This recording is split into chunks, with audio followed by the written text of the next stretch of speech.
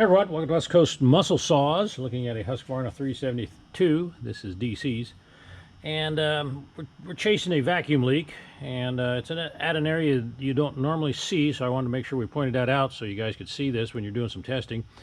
Then again, this is another reason you definitely want to get one of these vacuum gauge testers. I do make a kit up if you're interested. You'll be able to see at the end of the video in the description place where you can purchase this. But anyway, I vacuum tested, pressure tested, couldn't get a seal, and here's what I found.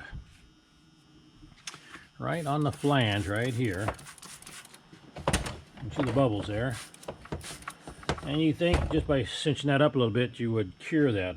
Well, let me show you what it was.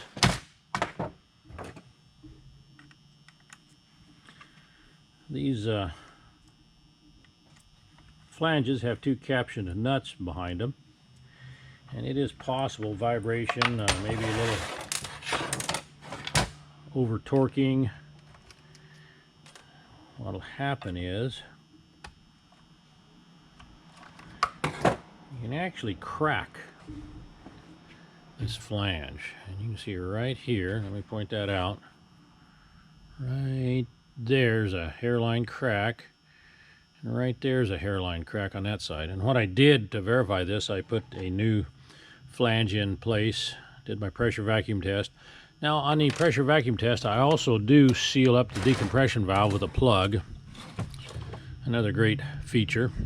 That way you're not getting a false negative or positive with a little bit of bleeding that you get off the decompression valve.